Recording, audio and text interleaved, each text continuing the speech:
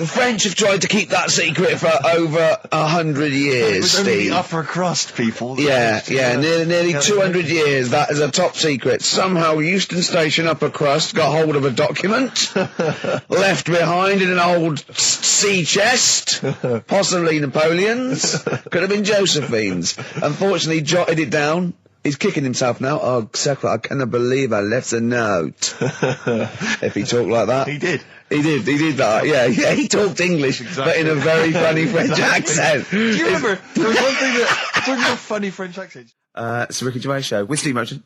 Thanks. You were going to tell us a little story about Just a Volvo passed my estate. test. Yeah. My parents had a big Volvo estate, and it's quite a big car to drive. My parents didn't have a car. But I know you don't drive cars, Rick, but it's got a big car to drive if you just passed your test. It's safe though, isn't it? It is very safe, that was the thing. Yeah. And I come from the West Country, obviously. There's quite a lot of windy lanes. No, you're joking, do you? They have cars there. Oh, here he comes. Blimey, Carl. Learned on a tractor, automatic it was. Do you want me to tell it or not? Oh! Don't do about the accent! Oh no, I'm not worried. Oh, go on. Go on. So I went to this party. You never got him being from the north. Not when he's telling an anecdote. He's never told an anecdote. Oh, yeah, fair point. Yeah, come on. I remember once, right, an American came to our school. We were all about 13 and 14, and he was like, you had to be his friend. And it was like people vying for his attention because he was sort of like this cool American bloke, right? And, he was like good at sports, straight. He's always, it's just great. And, I remember someone saying like tube of toothpaste, and he laughed, said tube. I go, well, what is it? They said tube. It's tube, right? And people go, no, it's tube, right? And they go, it's tube, right? And I went, I say tube. He went, and they sort of looked at me, and they just thought, you liar. I went, no, I say, let me think. No, I say tube. Oh. When you're a kid, like, any American you ever meet is the coolest thing. It doesn't matter if it's a huge, fat bloke wearing Bermuda shorts and a camera on his neck. It's cool, because they speak with an American accent. Well, that is cool. And they say... Being a huge fat bloke in Bermuda shorts is cool. Sure. Yeah. That's what you keep telling yourself. Yeah. I'm growing into that look, says Rick. 41. Again, most of my knowledge of the sort of Tsarist Russia comes from Rasputin by Boney M. Well, listen. Yeah, he was the lover of the Russian queen. They put some poison into his wine. Yeah. They shot him till he was dead. Yeah. Which is, go on. Right, well, this. Oh, those Russians. Loch Ness, the monster, Yep. Sure. probably doesn't exist. Okay. What it is... Interesting. Hold on, interesting. Oh, interesting. What they thought Loch Ness probably didn't exist. Curious viewpoint. Hold on. What proof have they got for that, Carl? How can they go around saying stupid things like that? It's methane. Right. Again, in Loch Ness. And people have seen, what's the lake? It's in. Loch Ness. Yeah. It being the Loch Ness Monster. Yeah. That's where it lives. That's how it finds its way home. That's certainly the clue. Yeah, If you get again, Carl, that's the clue. Yeah, if you go, and if it's out wandering, it goes, excuse me, would you know where I'm being the Loch Ness Monster? Where would I be going? Oh, you'd be going to the Loch Ness if that's your home.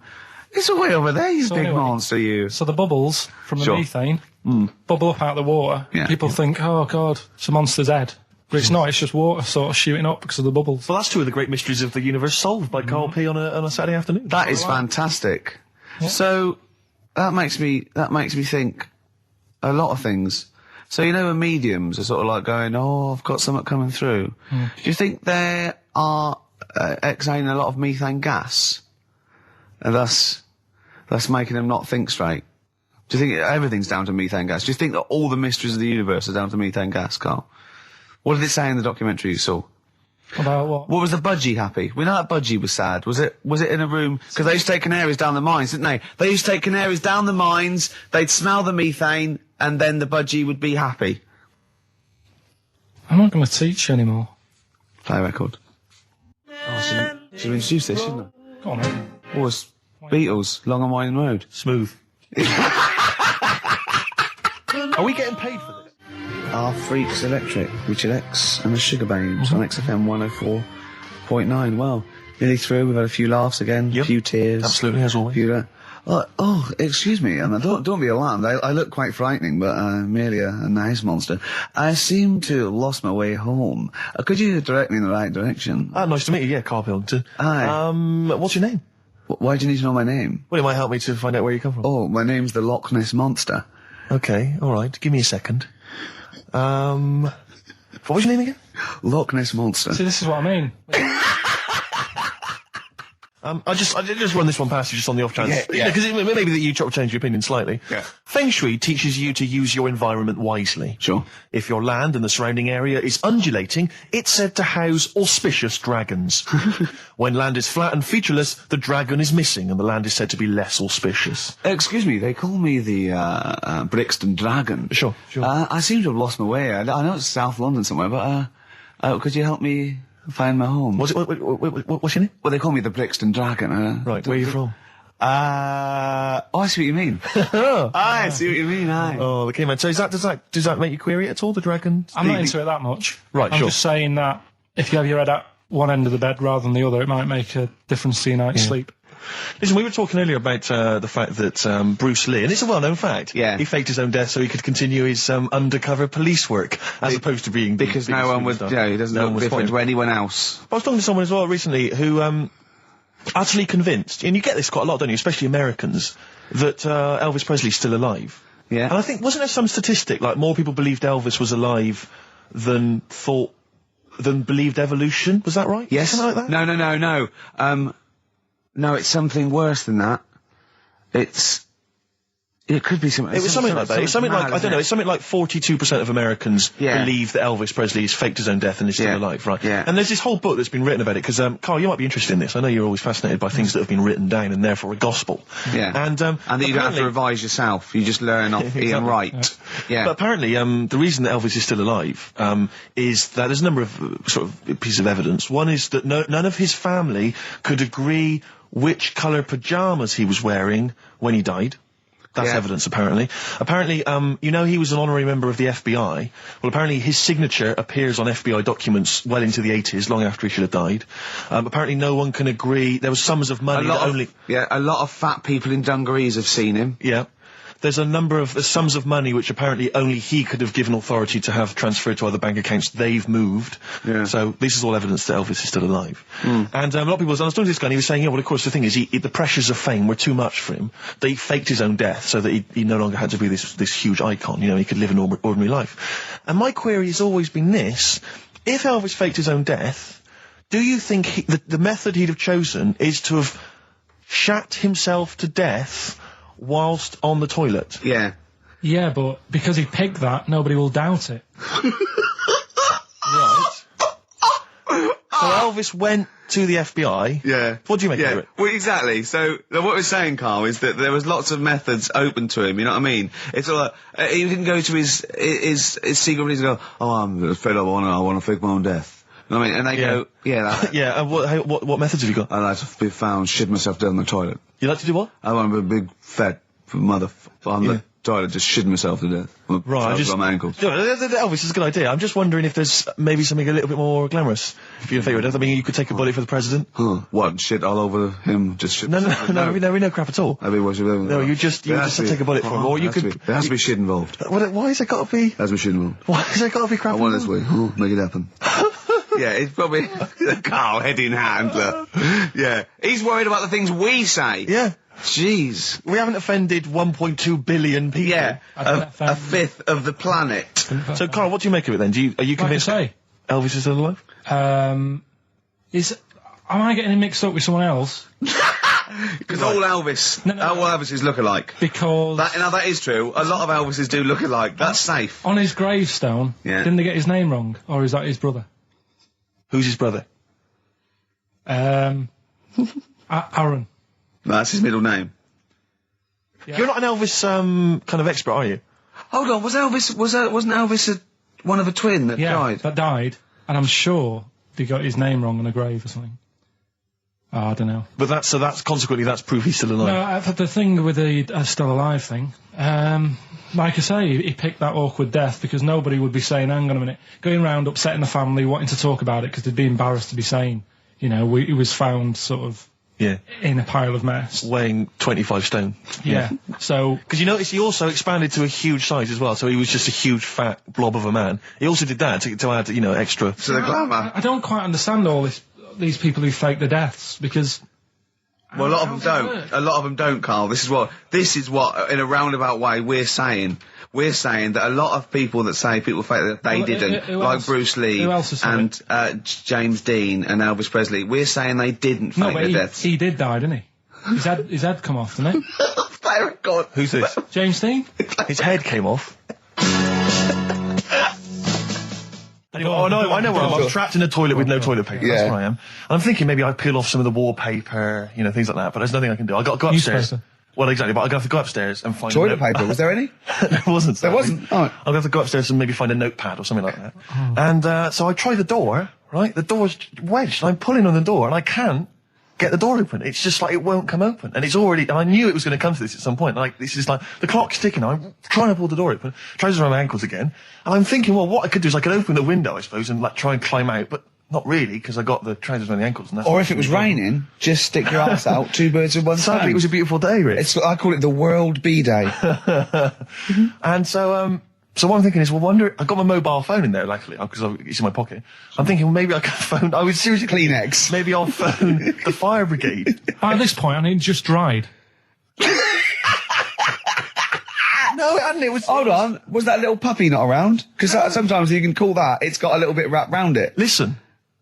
Or just use the puppy itself. There's 50 million people around the world going to hear my voice in 30 minutes. Exactly. And where's Steve? He's not locked in the toilet again, is he? Exactly. Oh, no. I watched Call My Bluff in the week. Is this with Toxic and Colin? It was quite good. I quite enjoyed it. I imagine you could get on there if you want. I used to watch it with what's his name? Famer. Famer. Yeah. Oh, that was great. You were brilliant impressions, because obviously while Bowie was playing, you were doing your infamous Bowie impression, which is the best one you do, actually. Well, that's just because Carl said, you know what? He said, I'd love to go out for a drink with David Bowie. Of all the people that come in here for sessions, I think he's really good at him. And I said, I think he'd like you as well. That's all. And I just went, hello, Carl. You're strange. You're alien. It interests me. Myself and Ian, I'd like to put you on there. Yeah, I just imagine you and Bowie in a pub somewhere. Isn't that pretty much the same impression you do when you do Ian Canfield? No. Ian Canfield's more like that. But not on air. On air, he's sort of like this sort of eloquent 40-year-old capital DJ. Yeah. But when you talk to him in the studio, he's slowly turning. He's slowly turning into Tommy Vance, isn't he? Mm. It's one of his pillars of rock. Canfield. He loves Vance, Lemmy, Diano. If we run out of material later in the show, which is likely. Yeah. Considering we're now talking about we ran out of it at 1:05. Exactly. But could I maybe just sort of interview you as David Bowie? Yeah. In a sort of humorous sketch? Yeah, that would be fantastic. Maybe it could be the idea that what if like David Bowie was, a cab driver? What would he say? What was some of the funny things he would say? We saw that, what was that in when it said, Dead Ringers coming up? If you've ever wondered what, it would sound like... Dead Ringers is this impressionist show. They did it's on Radio 4 and they did a TV version. Yeah, I saw it. What did you make of it? Didn't like it. It was all right. No, it was just that the write-up in the Radio Times, magazine, the Radio Times, said, ever wondered what it would be like if Robbie Williams was singing George Formby? Or what would it be like if there was an Animal Hospital... was hosted by Anne Robinson. Yeah. Yeah. I have wondered. Were those two sketches on there last night? Yeah. Yeah. What were they like? You are the weakest dog skink. Or something? No, what was it? It was something like... They had to vote off an animal to die or something. It was something like that, yeah. It was. This is flagging. Quick, do your Bowie again. Oh, come in here. Look, it's Tin Machine. Now let's play Changes. Hello, Iggy Pop, you nutter. Stop cutting your sound. Which one? For some reason, they want one of us to do an impression of Leslie Phillips. Can't do it. Doesn't he say ding dong? And hello and all that. That's not bad. But I want Carl to do it though. Yeah, go on, Carl. Go on. Hello. Well done. Say ding dong. Ding dong. Nice. Yeah. Do we do any other impressions? No. Go. Hello. Do that. Hello. Yeah. You look like a ventriloquist dummy. Hello. Brilliant.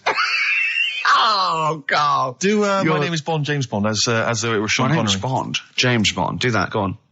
My name's Bond. No, do it as though you were doing an impression. Sean. So I'm trying to be Scottish? Well, yeah. Well, yeah, sort of. Perhaps a bit more specific than that. Sean Connery. My name's Bond. Keep going. My name's Bond, James Bond. It's like Jimmy Stewart. It's not like this. This is the best fun. It's like having your very own Fisher-Price toy for 2 hours a week. It's great. Do Roger Moore. Do that. Roger Moore. Phyllis Pierce, Percy Sugden. I'm licensed to kill. Anyway, she just said. No, this is a great game. No, that's nothing. We'll come back to this another time. Yeah, anything you want Carl to do. There was a kid I remember at our school, Mark Johnson, when we were like 10 or something, and we were talking about Guinness Book of Records, and Mark Johnson went, "Yeah, I'm in the Guinness Book of Records." I thought, I'm intrigued. You're a 10-year-old. I said, go on. He went, "No, I don't. Does this qualify? Does this qualify?" He claimed that he was in America once, and he went to see a baseball game, and supposedly that game was the world record for the number of people in an audience for a baseball game. It was like some massive stadium, and this was the most people ever. I'll tell you what it doesn't count. And he claims he was there. I don't reckon it was listed. Well, I don't reckon Mark Johnson got his name on that list. Exactly. Ross McWhirter would be going, but that's the whole book. But I think I remember him looking it up and going, there it is, I was there. Yeah. Does that count? I mean, no, I don't. So this shadow is moving about and independently of an object. Yeah, and the local mayor and that is like, yeah, it's a bit weird, but it's not harming anyone. The mayor involved. Was he elected to that post? Hey, Mayor, we got a problem down here. Seems like a shadow. Well, it's not causing any. No, it's just causing any problems. Yeah. We've also got Educating Ricky, where Carl educates me. The one last week, a girl, right? She was deaf, and she was had an argument with her mum, and she pushed her and she hit her head, and then she can hear again. Yeah. Don't know what I learned from that. No. It might be subliminal. Something might be going. It might be a metaphor that I will learn from. Yeah, it's like a parable. Yeah. So look at his face. We might as well be talking Dutch, mightn't we, Carl? What's this? Bit of Aqualung. Aqualung. Rockbusters next. And the middle one was that Scottish fella's made an error. That was Mystique. Mystique. So, did anyone get that? Extraordinarily, almost all the people who emailed it. I'm beginning to think it's us then, because I was thinking mistake, I was thinking muck error and muck mistake, but mistake. Yeah. So, do you want to pick a winner? Yeah, I was going to give the prizes to Amy Massey, who's from Wiltshire, the West Country. Losers down there, probably as weird as you. Yeah. Carl is our sort of, I say producer, but he's the one that pressed the buttons because I was Dog's Body. Yeah, but I mean, it was just because I was too big to run the desk. Yeah. I used to have to do. Literally too big. You couldn't get there. Yeah. And then we discovered that, he looked a bit like a boring sort of, all right, yeah. But then when we sort of, poked him with a stick, he came up with, he doesn't realise, but some of the I think, some of the funniest extraordinary things I've ever heard. Say hello, Carl. All right. Yeah. Should we play a record and do Wash Up with you? Yeah, we'll play a bit of Aqualung then. Aqualung! Alright, that's Aqualung. Good time's gonna come, innit? Right, Carl. I imagine him in dictionary corner. I've come up with cat. If that helps at all. Yeah. Memblent. Yeah, what does that mean, Carl? Just anything you want it to mean. What I've got, there's a dog that's got a cough in Singapore because it smokes 20 a day. Right, what was it? It was, why don't they just get a diary or some paper or something to write on? Yeah. Because snappy. I couldn't think of a heading for it. It's basically, Go on. people who have tattoos, I've never understood it, right? That they have something put on their arm. Well, sorry. Have we started the educate? Is this part of it? Are you educating me? This is something that will be useful in my life that I didn't know about. Yeah. Go on then. No, it's just that they've got a machine out, right, that does tattoos. Tattoos.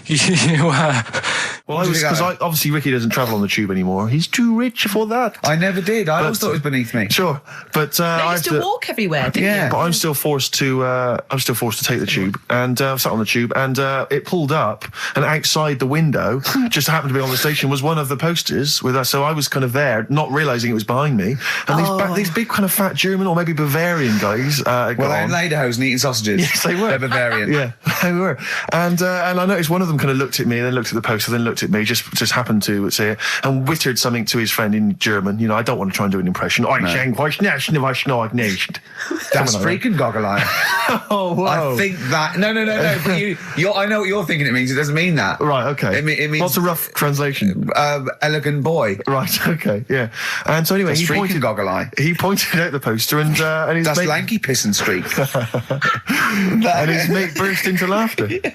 And then we pulled Well, they've got a great sense of humour, the Germans. Well, that's indeed. the thing. But we rumbled onto the next. We rumbled onto the next station, and the poster was in exactly the same place. And this time, they tapped the shoulder of someone else on the train and pointed me out. And that person also laughed. An Italian? An Italian bloke, yeah. There was a French. Was there a bloke with a beret and a little moustache on the other side? Yeah. Was the United? Did you get on the United Nations Express? Just oh, imagine that. Yeah, it was fake. See the freak.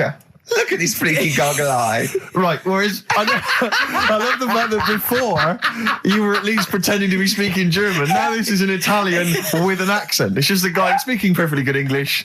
So you've not even disguised the insult there. Oh dear. Oh, that'd be lovely. Try and insult me in other cod languages. You could bring Europe together if they just like, instead of Esperanto, that there was just one common language. The language of freaky goggle eye. I'll tell you what would bring the Europe together is you maybe representing England on the Eurovision Song Contest. That would be great. With a self-penned tune. Should I do that? That would be magnificent. It's got to be worth thinking about. Just about everyone being the same. Yeah, like just about people being equal. Everyone, not and also mentioning the euro. yeah. Just doing that. I like all different cheeses. Oh, je t'aime la musique pop. Yeah. La baby belle. Et le cheddar. I'm not a fluent French. Le grand fromage. Yeah. Oh, it'd be lovely, wouldn't it? And they'll all be there, all in their different. Well, every uniforms. line could be maybe in a different language. Yeah, and what would I wear? I'd wear sort of like a kilt. You'd wear a kilt, but you'd also have on your head one of those kind of big, what are they called? Those big furry hats that beef eaters or whatever wear. Or yeah, one of them. Is it kind of a busby or something? A busby? Yeah. Wear one of those, or maybe a kind of policeman's helmet, That'd be Bobby's good. helmet with the kilt. Yeah, you'd have the clogs. I'd wear the policeman's helmet under the kilt, so they just thought I was really enjoying the show. Yeah. Good idea. Hey? Excellent. I think we talked for about 3 minutes without having to mention some kind of genitalia. You were doing very well, actually, we should boys, celebrate by playing one of my tunes of the year. Really? What one is it? U2 Electrical Storm. I know you're a big fan. I know you're a good big fan. choice. Well done. Cheers. Anyway, I didn't get around to getting drinks. I can't believe it. Can't believe it. Round to getting the drink. Right, so I said, right, I'll pay for the cab. Right. Oh, what a lovely Christmas gift that is. Yeah, So, £2.50. I paid, no, it was like in £3 Manchester there, it is. £3 back. So £6 you spent on him? Well, no, I spent more. See, that's what he said. He said, get the Bolton and back, can't you, for that? He said, oh, you spent on me £6 for my birthday. He said, no, I haven't, because I gave the taxi driver a tip. I'm a little bit worried about his attitude as well. Because even if, I mean, that is a stingy present, but you don't say... Well, let's be honest, that's the worst Christmas gift ever, because, I mean, you're pretty bad, like we discussed in the past, but at least you spend a bit of money. Yeah. It's just thoughtless. Yeah. This is nothing. I know. You haven't given him any time. I mean, I would... And I knew my demographic. They loved it, my family. the they couldn't scratch believe card. their luck. You know. Well, a tenner. You spent a tenner on him. Well, the cab fare was £6. But the thing is, I don't think he's saying that. I think it's the fact that this is like, you know, frittering away and over it's their life. kind of thoughtless, he would have loved to, I'm sure he would have been appreciative of a lovely £10 gift that you cared about and bought. A book he probably likes Fly Fishing, doesn't he, by J.R. Hartley. If you'd have bought that, he'd have gone, that's what I was looking for. Or what I was looking for, Carl. Bloody hell, Carl, you little bald twat. That's just what I wanted. So, alright, so just calm down. So what have you got planned for Christmas? Is this what, I mean, are you doing the same approach with Carl, Suzanne? excellent. You've paid me milk bill for this week. That were nice. I'm spent this year. So have you planned anything for Suzanne, or are you just... Yeah, I'm taking her out Christmas Day for something to eat. So, do we need them? Do we need them? And you should explain, do we need them, for those that don't like the show? Well, it's sort of education about animals and stuff, and if we need them. So, like, David Attenborough once said, you can get rid of people off the earth and it would carry on, there's no problems, but, you know, get rid of a monkey and you could have problems on your hands. So Is that a direct quote from Attenborough's current autobiography? I think so, yeah. So what I've done today, right? He always starts everything with, right, so then. Yeah, exactly. Yeah. So, and he always ends things, you got yourself all sorts of problems. Yeah. So that's that. That's done. That's coming up. Enjoy that. Enjoy that. I think I can just sum up the station, can't I, Steve, with that just last comment? You're probably right. I just came in, I just went to the toilet there, and it's a disabled toilet that's close to it. So, you know, you go there, I had a wee, I thought, oh, the thing doesn't work, didn't flush. I came back and said, oh, the toilet doesn't work, doesn't flush. And, Carl went, no, you just stick your hand down and pull that wire up at the... Think of that. Put your hand in the water. I mean, just when water. David Bowie interviewed Zoe, there's toilet's not flush. He goes, all right, baby, just stick your hand down, pop the shit down the U-bend, and just wipe your hands on your pants. Thanks very much. I mean, sums up this station, doesn't it? Absolutely. Next week, we've had loads of suggestions, Carl, for your best bits. It's basically all your best bits. Me and Steve are largely irrelevant in the voting. Yeah. So, you can compile your best bits next week, and they'll be loving it. We had a request for the little Chinese fellow in his pants, a horse in the house, cutting your hair on the railway station. If you haven't heard those stories, what does that mean? The little Chinaman in your pants, you've got to be tuning in next week to find out what that is. The only thing is, the old horse in the house was in the last best of. Was it? Yeah. Well, that doesn't stop... What's his name? If you're one of those people that want to see these clips again, tune in. Oh, is it long over Christmas? It'll be alright on the night 84. Yeah. Someone kill me. I think I'm going to live forever. Well, it's like we said before, who goes to the recording of one of those? There's people in the audience. Yeah. I don't even know why she even gave you that interview. When you start off with, trying to find out if I need you, but what did you tell her to get her to talk to you? Just said I'm doing some research on stuff. Did she think you were a schoolboy or something? No, she just said, oh, all right. She said, how long will it go on? I said, not long, just like 5 minutes, have a quick chat. And she loved it, didn't she? She sounded happy to take part in that. So the fact I love the fact that you've got an expert and you suggest that she's going to be having sex with Noah. He's a good fella, so you're happy. She goes, yeah. I took Suzanne out for a walk, right? Yeah. Went round Covent Garden. Right. Past the place where it was on. The stage door was open, you snuck in. Well, I said Madness are alright. And because when you think about it, Madness songs are quite sort of musical anyway, aren't they? So you can't... They're quite musical. Do you know what I mean? They sort He of... means they're like a musical, like a musical. Knees Up Mother Brown. I thought it was alright, enjoyed it. Blur the musical would be good, wouldn't it? Blur the musical would be excellent. Yeah, little Cockney So Sparrow. you bought tickets there and then and just went in? No. They're not selling, are they? It was fairly quiet because we only paid the lower price and we got upgraded for free. Nice. So you enjoyed it, did you? I'd loved it. And would anyone like to come on stage with us? Yeah. The little bald fella. Yeah, go on, I'll give it a go. And what home are you from? Where are you? What are you doing tomorrow? Well, I'm going. No, you're coming here tomorrow. Come here tomorrow. Is it not doing well? That's a disappointment. I don't know. I mean, it was New Year's Day, so maybe that's why it was quiet. Carl, what have you got lined up for us as the producer? Right. Well, Rockbusters. Been off this week again. Has he? Yeah. Another week off? Another week off, yeah. No, I didn't have a full week off. I had 3 days off because I was working all over Christmas. Yeah.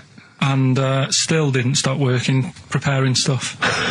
You've got a nice load of prizes there that I've sorted out. I had to come in especially to sort that out. Mm-hmm. Yeah. Rockbusters. Did you rifle through the drawers at Capital Gold instead of down Yeah.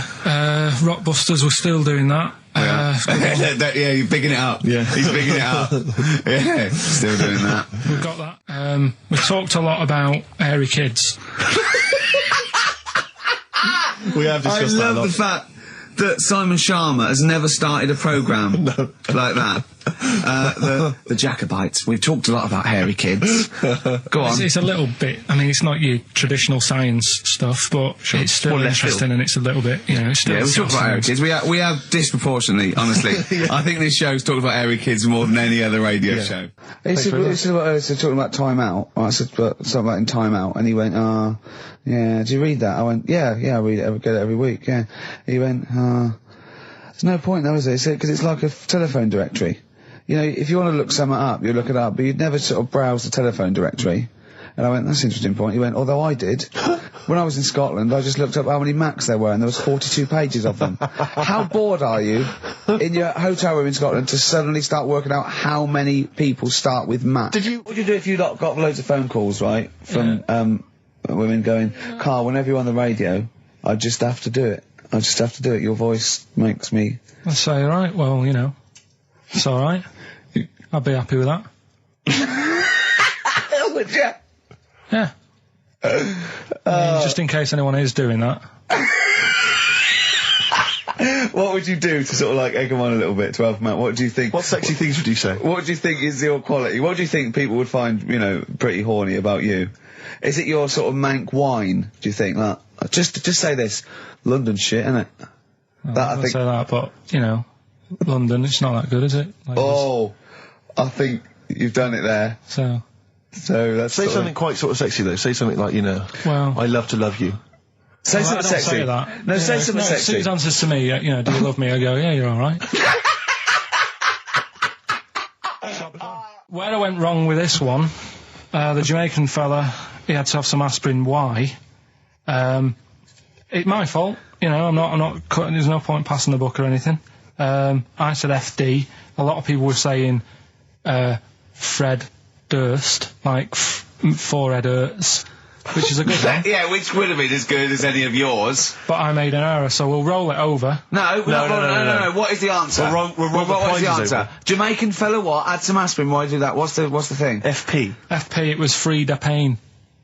Frida Payne. Frida Payne. Frida Payne. Frida Payne. That's awful.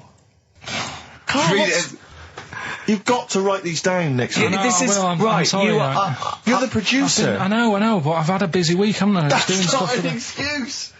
Have you not? The point of a rollover is you've got to add to it. That's the excitement. Yeah, there's a couple of albums that. Okay, well, there's also the Fools and Horses video with the free. I don't think I'm bloody jealous of that. I like that little yellow thing. It's a little. There's a little kind of model three-wheeled van. Rodney, you plonker. Oh, dear. What's that?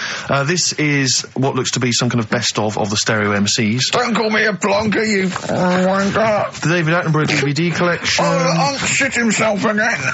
Oh, yeah, the big prize that we tried to give away then.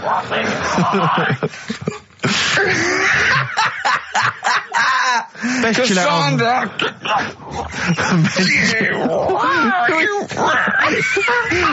Who is that supposed to be an impression of? Which member of the cast is that? Is that Cheeky Dell? I don't know. Best chill out album ever, the best air guitar volume 2. Brilliant. And of course, for all our fans, Doctor Who, The Aztecs. That's on DVD, and that's one of the William Hartnell Doctor Who. Alright. That's the worst impression I've ever heard. That's brilliant. Right, Blockbusters then. Right, three cryptic stuff. Oh, come on. Right. Rodney, Three. I can't do it. No, come on! So Shall I give you a little taster? We were having a pizza in a pizza establishment. When was it? Wednesday or Thursday? Yeah. And he was going, I'm a good organiser, I'm a good problem solver. Give me any scenario, right? Obviously he didn't say scenario.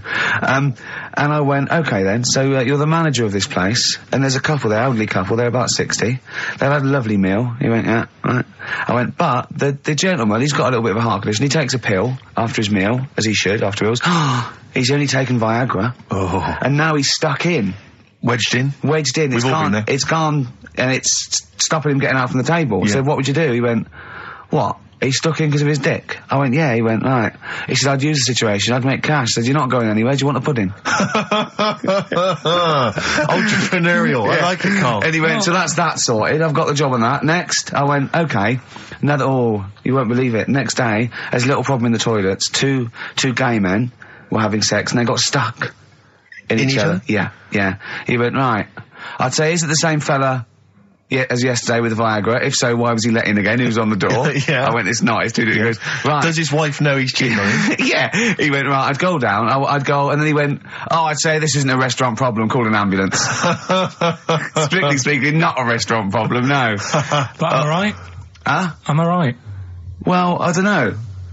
Would you give me the job if say, like, you were the boss of that restaurant and you... Do you know what I like about this? At no point did he say, Gervais, why are you being so mental? Yeah. Why would someone get stuck because they took Viagra by mistake and two people get stuck in each other? But you've heard the stories from his past. That is a perfectly legitimate situation to find yourself in. You grew up in his part of What would Manchester. you do if there was two fellas with big heads and webbed feet and they had a horse in a... Well, what I'd do is... What would you do? What did you do when you first saw them? The dancing. Brilliant. Right. That's that solved. Brilliant. I wanted to be a dancer. After I did the boxing, right, I joined a dancing thing just near Man United's ground, right, called Twiggy's. Went along, I wanted to learn some moves. How old were you? Well, it was when Michael Jackson was, like, pretty big, so about 83, 84, 85, something like that, around there. Wanted to do it. When I went, it was shut, and it had become like a warehouse for toilet rolls. So in a way, I wonder what would have happened. Sorry, how is that an anecdote about you going through dancing?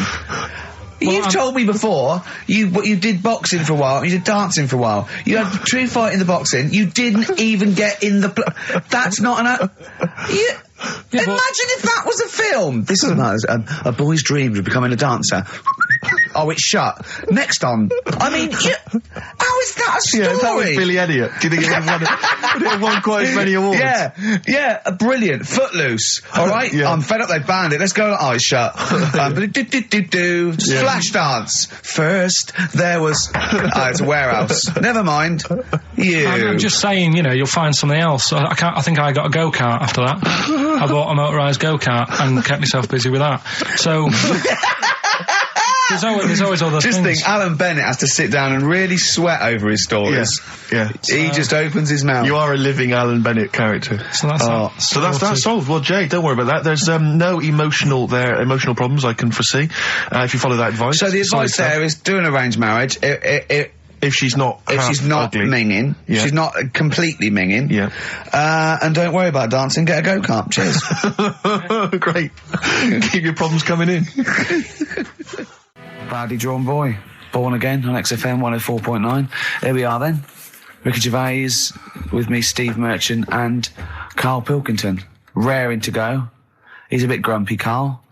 Woken up at 8 o'clock. Because he's from the north. Yeah, because he's in London. Yeah. And London's rubbish, right, isn't it? Where can you can't even get a Band-Aid in London, can you? Or grouting. In Manchester, I could walk to the next shop and definitely get some Flash or maybe some Vim. You can't get it down here. You got to go to a trendy bistro, haven't you? Karl, why are you grumpy? I told you before, I'm just a little bit tired today. Because he had to get up, but the builders next door woke him up. No. He's always going about his hours. Those builders probably got up at 6. Yeah, but I can understand builders who get up early because they're building outside and they've got to get the job done before it gets dark. But he's working in someone's lounge. If it gets dark, put the light on. It's not a problem. So why is he starting work at like 7 o'clock in the morning? Well, because the builders get paid by the day. And if you get a builder there and go, I'll just do 11 till 3, he's not going to go, I'll tell you what, love, just give me 40 quid. I didn't do a whole day. It's a day's work, isn't it? So you want to get the most out of them, don't you? Plus, he probably wants to finish early so he can have a good night out. Yeah, it's a Saturday night. You know what I mean? He wants to... Yeah, he wants to get at least 15 pints in. And he was cheery. I bet he was whistling and, dancing around and tapping, So I don't know how you can be annoyed at that. And so the Iceman, why does that amaze you? What's like, ooh... Well, they found some part of our preserved past. It's interesting. Again, I'm amazed by anthropology and evolution. Yeah, it's just that line on its own like that. They found an Iceman is great, but then it went on, and it's going on about they've had to get different people involved to find out how old it was. Because first of all, the story started off right. An old fellow on holiday somewhere. Where did they find it? In Sweden or something? And he was walking in the hills. And he was walking? In the hills. In heels? Was he a transvestite? In the mountains. Oh, right. In the hills. Yeah. Yeah. So he's walking about and he sees this body in the snow and he thinks, oh.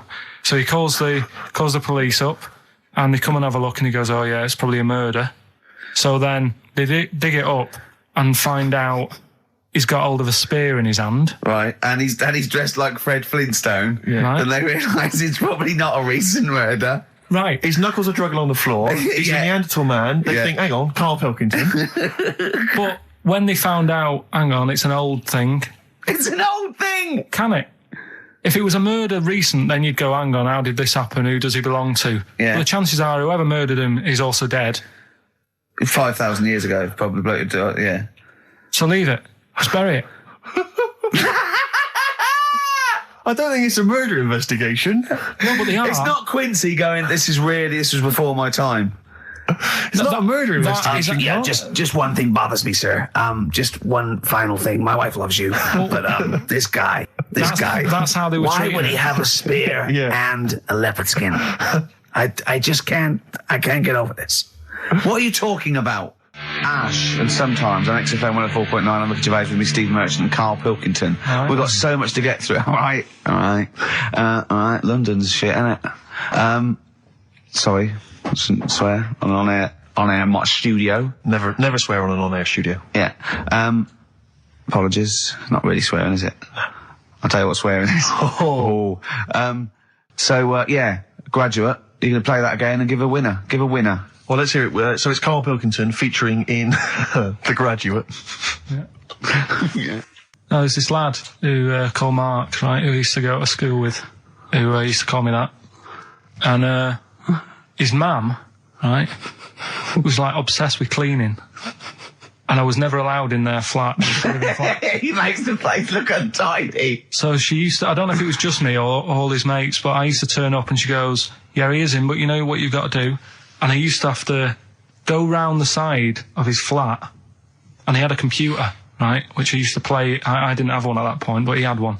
And I used to have to go round the side of the flat and stand at his bedroom window with his window open, and I'd be sort of leaning in playing the game. You are joking. I'm not. His mum. You had the weirdest upbringing I've ever heard. The things you were willing to do. It's the strangest. What is this town like? No, I stopped going. Was there always music? Right? There's the horse in the house there. Oh, look at these two kids with big heads and webbed feet. All right, Ronnie. All right, Reggie. What was it like? She was obsessed. It is like you've grown up in a cartoon made for children. Yeah. No, his mum was really obsessed with cleaning. Can I play it through his window? I used to. Mrs. Ramsbottom, can I play through Mark's window? Alright, you know what you have to do. She used to be up till about 3 in the morning. Pilkington again? Have you washed your hands? What, up till 3 in the morning? Washing? She used to be up doing the tiles in the kitchen. Washing until 3 in the morning? It was at 3 in the morning. And for ages and ages, that saying that out on the tiles, I used to think that came from, like, his mum. Because she was out, like, cleaning them late. So, till I was about 13, I thought that saying, out late, on the tiles, was... And now you're not confused by anything. XFM 104.9, what do you want to know? Funny thing happened to me on the way here. Okay. Actually, it was about Wednesday or Thursday. I was walking along Charing Cross Road. I was on my way here, actually, to meet Karl for a drink. And this little fella came up to me. I think it was an overseas student. He's sort of like a student type, but he had an accent. And he came up to me and went, excuse me, are you one from the office? And I went, yeah. He went, would you sign a script book of the office for me? I went, yeah, by all means, yeah. He went, can you come to the bookshop? And I went, what, you haven't got it on you? He went, no, but if you come, I will buy one for you to sign. And I went, I can't really. He went, were you going to pass one? I went, oh, no, I can't. He went, oh, I was just in Waterstones earlier. I didn't go. I went, oh, sorry. He went, you could just, I went, I can't. He went, okay. I went, I'll sign something else. Have you got something else I can sign? He went, of course. And I signed a pamphlet or a brochure or something for him. But I love the idea. Imagine me going with him. I'm queuing up, and I'm in the queue. He's going, you're going, yeah, fine. Can you just hurry up? And he gets there, and his switch doesn't work. And he goes, can you lend me £10? Yeah. I mean, imagine that. I'm a little bit annoyed you didn't go with him, frankly, because that would have been a sale of our book, and I get a little cut from that. Well, behind him was Salman Rushdie going, can we hurry up? Because I shouldn't be out. I'm getting a lot of funny looks.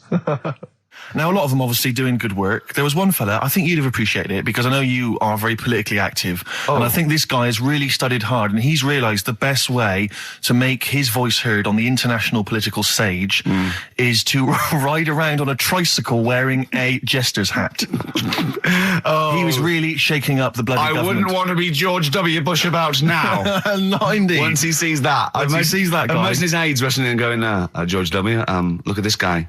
Where's that? That's in London, England. Okay, call off the forces. Is that a large tricycle? Yeah. Is he wearing a nappy? Get me Colin Powell. Why'd you call him Colin, not Colin? It's the way he likes it. Don't about. Just call off the troops. There's a in a jester's hat. Call the troops off. Just bleep some of those bits.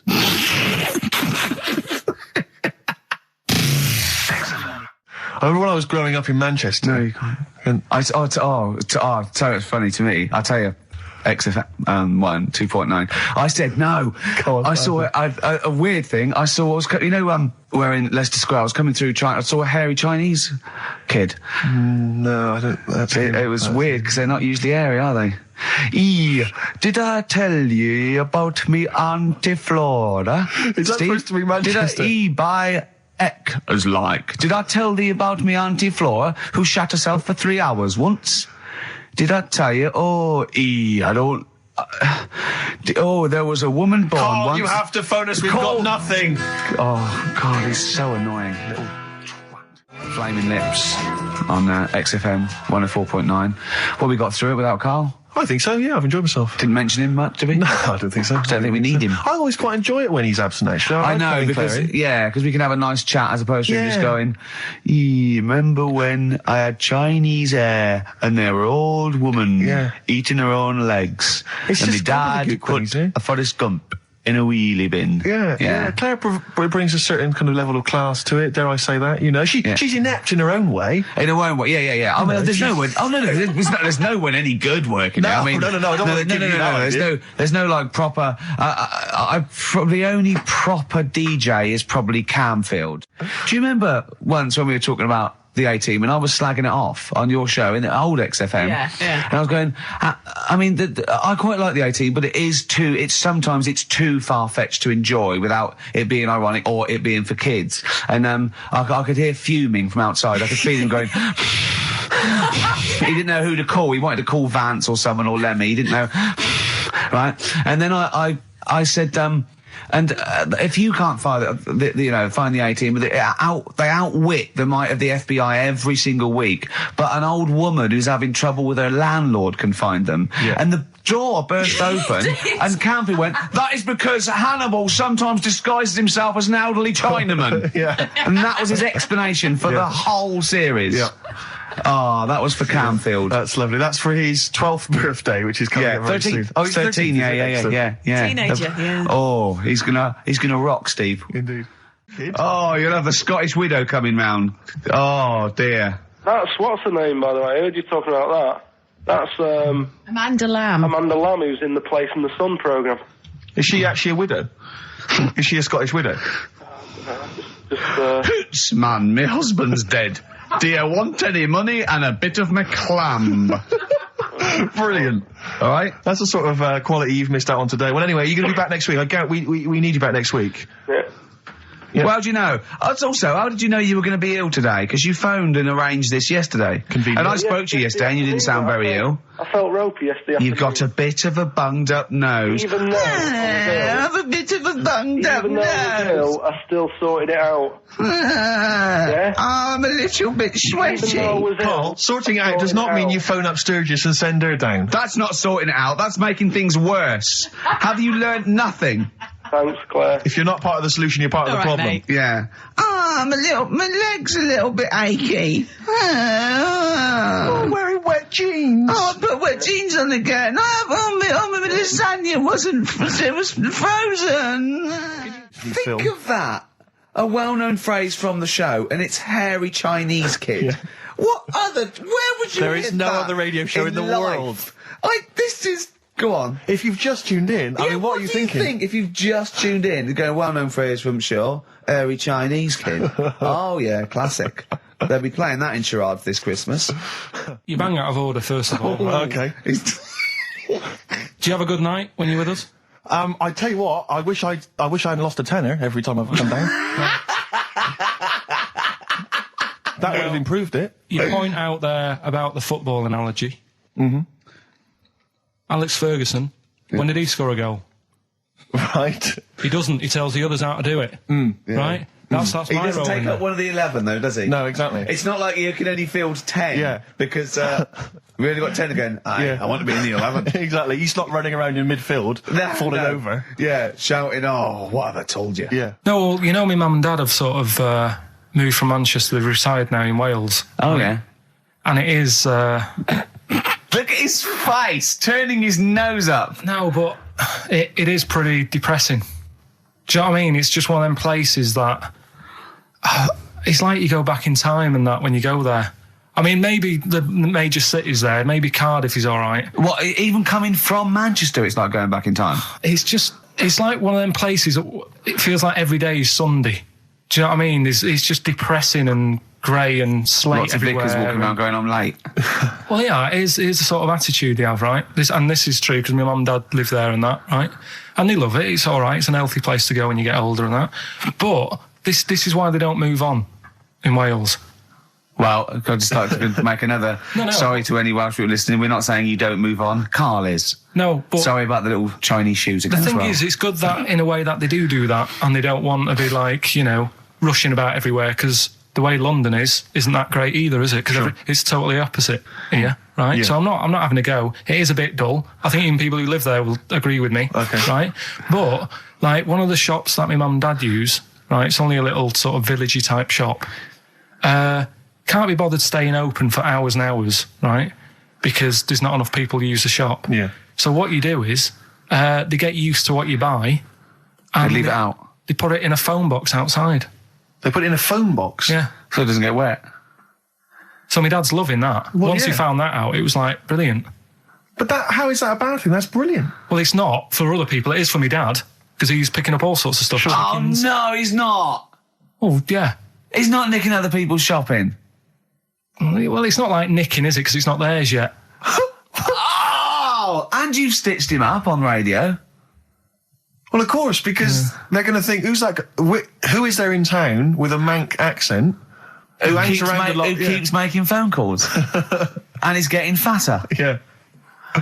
That's You've stitched him I right love up that. there, I Karl. love that your dad was excited when he found out. I can't believe that he's moved there. He's retired to this little village where it's based on trust and community, and he is abusing it. He's using his scally Manc ways. Bloody hell, Lakers. There's no bread again. There's old women Was going empty? hungry. Yeah. Their cats aren't getting fed. And your father is just, I can't, that's obscene. That's obscene. Oh, I think it's Die Thief. That fella from Manchester. Come on, Monkey News. We'll play a song and we'll... No, do let's Monkey play a song, News. let's play a song. Oh, it's a great track.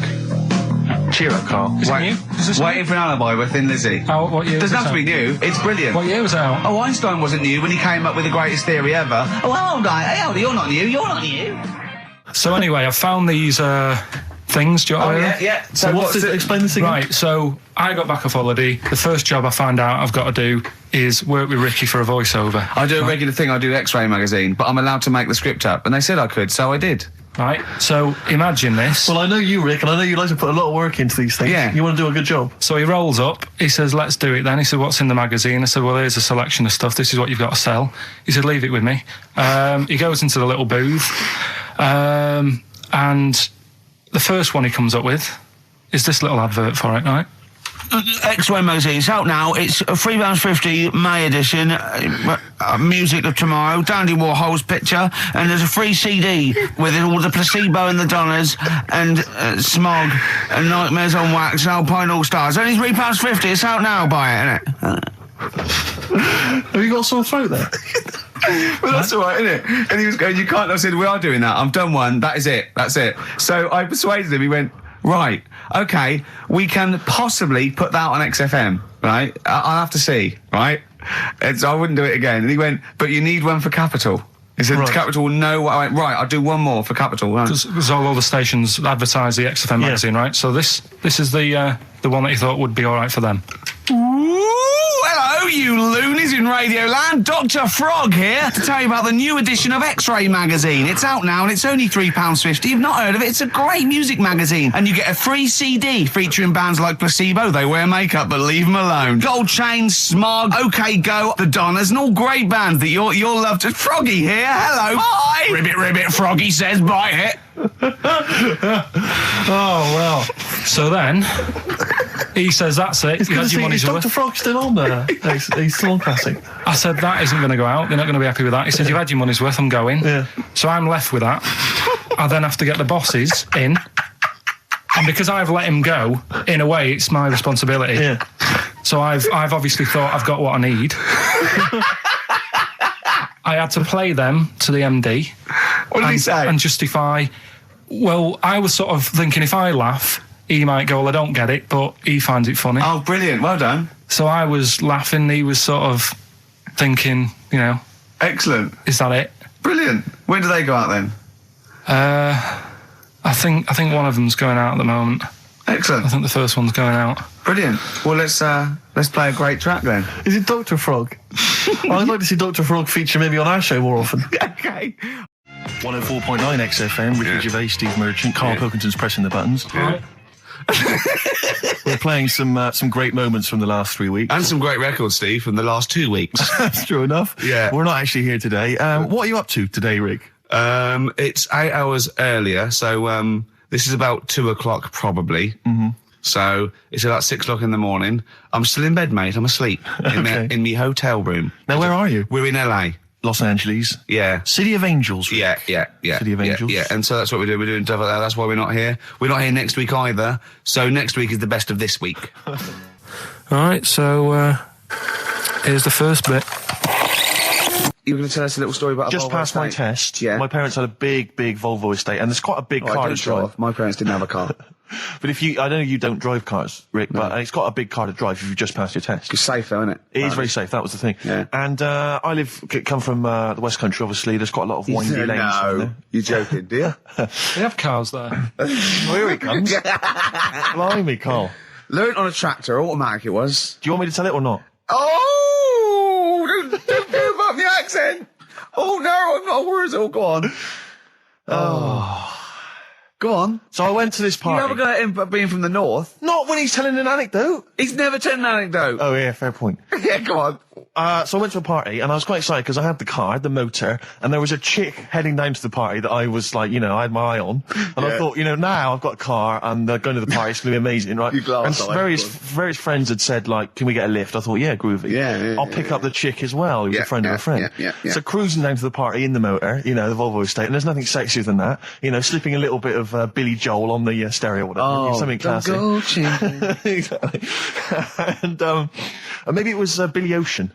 I think maybe it was quite a Billy. Maybe it Billy was thing. get out of my dreams, get into my car. Ideally. Yeah. So I get to the party, and inevitably it was one of those house parties where the chick that I had my eye on, she kind of was chatting to other guys, and she wasn't really paying attention to me, and I was sort of... Find out to get, was she again? Same old story. Oh, they make me They know laugh. how to tease, don't they, the make me ladies? laugh. Who are they kidding? So I'd follow her like a dog, from room to room. Yeah. And watch her Quite while... literally, sometimes he was barking. Yeah. Go on. And while, just watch her while she talked to other blokes. And then, obviously because I was driving, I wasn't drinking, so I was not really enjoying myself. And then somebody said, should we go and pick up Vera? And I thought, right, okay. And they went, Steve's got a car, let's all leap in there, we'll go pick up Vera. And this girl was up for it as well, so I thought, brilliant, I'll be back in the car with her, away from all these lads. Yeah. One guy she had her eye on, he came as well, I was a little bit annoyed. Yeah. But anyway, he was in the car, so I'm driving down these country lanes, just driving along, and they're directing me, they're saying, go left here, go right. And then suddenly we stop, and one of them goes, just drive into that field, this pitch black field, right? And I'm sort of, well, it is my parents' car. Just drive in the field, Steve. I'm thinking, well, I don't want to, not seem like I'm a hard, cool, crazy kind of guy, because the chick's in the car. So I drove the car into the field, they all leapt out, started running off into the darkness, shouting, Vera, Vera, Vera, where are you? So I'm just sort of sat there in the car, waiting. Wasn't Vera Lynn, was it? Because she likes to hide in fields. Bizarrely, it wasn't. Right. It was just, I was just left in the car on my own with Billy Ocean, and suddenly, at the darkness, they come back holding a Vietnamese pot-bellied pig. that they had stole from a nearby farm, and they knew that the pig was called Vera because someone knew the farmer or something. Anyway, so they got this pig. So now they're going, "I'll put the pig in the back of the car. We'll take it back to the party. It'll be hilarious." I'm thinking, well, I'm not sure I want a pig and all its piggy crap in the car, right, crammed in there. But they say yes. So obviously, I'm thinking again, I don't want to look like I'm a nerd. I'm terrified of that, Rick, ever happens. Yeah. So you go, hey, bring the pig into the car. Exactly. I'm no nerd. Exactly. Yeah, go on. So now we drive off again. I got this pig kind of squeaking in the back of the car. And, they say, stop again. Let's do some cow tipping. And they do that old thing, about the fact because cows sleep standing up, don't they? So you can push a cow over and stuff. Yeah. So they're having a wild time, hilarious. So this time, now we get to a sort of dead end in the road. And, they say, well, turn around, let's go back to the party. And I'm thinking, fine. Try and do a 3-point turn in this very narrow country lane, right? Get the Volvo estate wedged horizontally across the road. Can't get it out. Just can't seem to sort it out. I don't know what. I'm panicking because there's a pig in the car, right? And, local disgruntled farmers, right? People drunk, partying, probably off their head on some kind of weed, Rick. Was it loads of blokes with, pitchforks and flaming torches Exactly. going, burn him. He's playing with our pig. Exactly that. And so that, I was so terrified that all I could think was they're going to have to send a helicopter to lower a magnet onto the top of the car to lift the car up and put it the right way around. You used to read a lot of comics, didn't you? Yeah. So, do you know what I started doing? What? Crying. Did you really? Yeah. Why? Just started crying, just very slightly, started getting upset. And the other guy that the girl fancied, he had to get into the driving seat and sort it out for me by slowly edging forward So and that's the backwards. worst bit of the whole story. Yeah, edging slowly back and forwards. He just sorted it out, just slowly worked the car back round, and then we were off. You were just gently weeping. Just gently weeping in the back. The bloke had just taken the bird that you saw from a distance. Exactly. That was basically your wife in your head by then. Oh, yeah. Was it? I can't We believe were it. happily married with a pig for a child. Don't joke, that could happen. I know. The pigs come, if you like. Sorry? What did you say? What did you say? What did you say? When you do what, Carl? What? What did you say? No, what did you say? Because I don't want to have to go to the radio authority again. What did you say then? Just remember. We are going out live, Carl. Yeah, remember Tom Binns, right? What did you say? What I'm saying is, why were they shouting Vera? Because pigs don't come to the name, do they? Hey?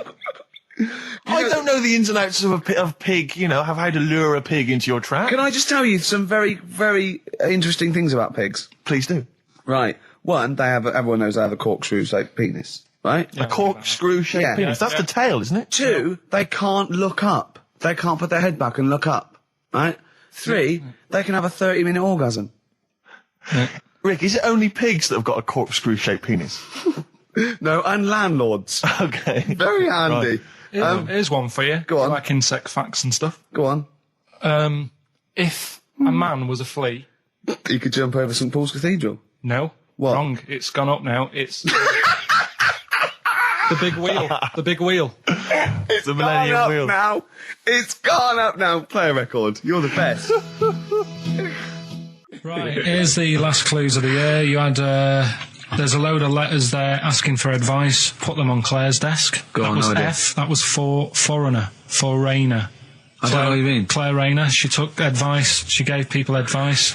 So that's a foreigner. That is shit. Right. I'm sorry. It might be Christmas. That is absolute garbage. A lot of people got the right answer. I know. That annoys me even more. The second one, ask your mum. Foreigner. Yeah. Foreigner. Second one, ask your mum if you should. That was S. That was Shalimar. Shalimar. Right? No, bizarrely, what was the clue there? Ask your mum if you should. No, we got a lot of people saying Smashing Pumpkins as the answer to that. But I don't know who's saying that today, Mum. Smashing Pumpkins. Merry Christmas, Mum. Smashing Thanks very Pumpkins. much. Nice bollocks. Yeah, exactly. Oh, that's great. That's great. Right. Smashing Pumpkins. Your dad bought them for me for Christmas. Yeah. And the last one, Lovely plums. What, my Victorians? Oh, God. right, we've got to wrap it up. Come on, then. A couple of people were arguing in the supermarket at the fruit and veg counter. That was B. That was banana drama. They were like having an argument. What do you mean banana drama? What? No, wait. What group is banana drama? What group is Banana Drama? So, You're a fool. You're a twat. Well, you say that, but you accuse Carl of that. You're also accusing lots of the listeners, including the winner, Nicola Rogers, of London, and she wins those great prizes, and she got them bang on, so... Banana Drama. so can we finish there now? Yeah. Yeah, What do you mean? absolutely. What do you mean? Can we finish there now? Just play the ads and go. What? No, what are you talking about? We're going to play Johnny Nicholas in the River Play all that day. then. Goodness me, Carl, look at you. We haven't got time. Merry Christmas, Carl. Merry Yeah, Christmas. Christmas. Carl. Enjoy the show. Let's give him a little kiss. Oh, a little kiss. Oh, no, with tongues, it's Christmas. No, don't. Stop messing about. Get up! Right, anyway, Rockbusters. Yeah, go on then. I give a cryptic clue Yeah. and a letter, and it makes up a band. He Right? never said the word cryptic a few months ago. I love it. Do you know what I mean? I feel it's like our own little Eliza Doolittle. Yes. Right, even Richard will like this one. Here we go then. First one. There's three of them, Go on. and you email in. If this doesn't turn Dickie round, nothing will. This is an email-only competition. Email only. Right, here's the first one. Initial is B, so it's B. a band starting with B. Okay. And the cryptic clue is, I don't like them birds. They shouldn't be allowed in this area. I don't like them birds. They shouldn't be allowed in this area. Next one. Right, the next one. He doesn't like women, yet he's got a couple of kids. That's a bit weird. Is that a cryptic clue, or is that just... Is that just a just a general point? Is that That's the cryptic clue. Okay. And the initials there are PD. Okay. And the last one. Oh, I've got that one. That's terrible. That's terrible. Okay, quickly. Oh, God. And the last one is that bloke who does.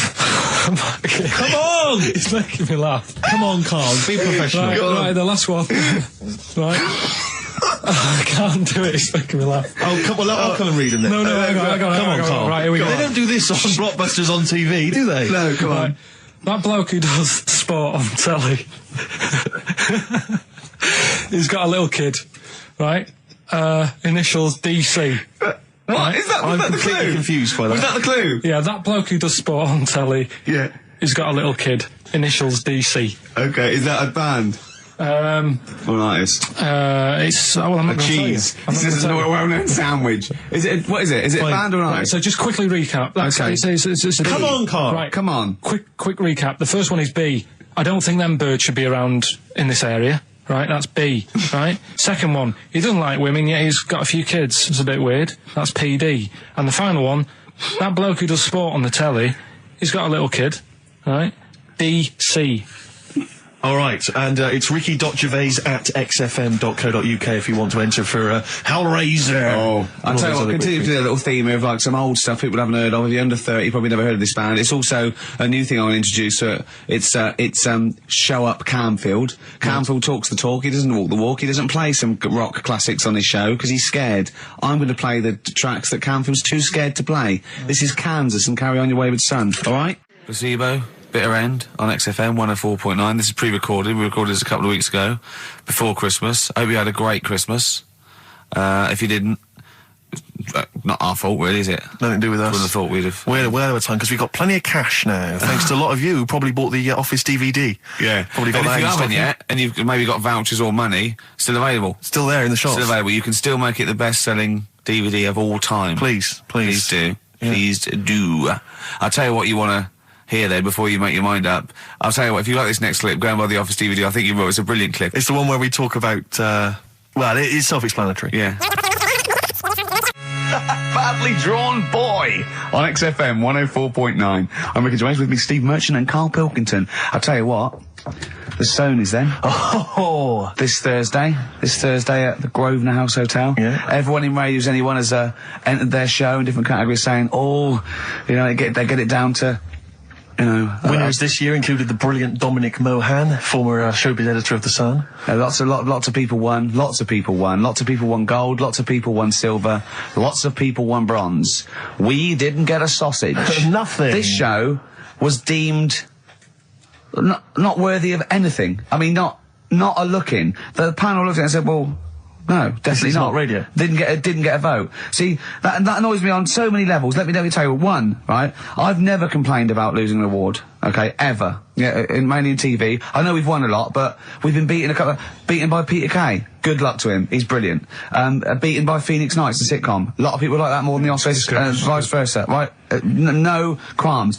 But the shoddy shite that I heard that night beating us, I was furious. I don't understand. There's people regional. It sounds like hospital radio, right? I mean, I shouldn't even be on XFM. I thought, it's beneath me. Yeah. And I thought, well, give them a hand, right? Let's show them. And I want to know who the panel was as well.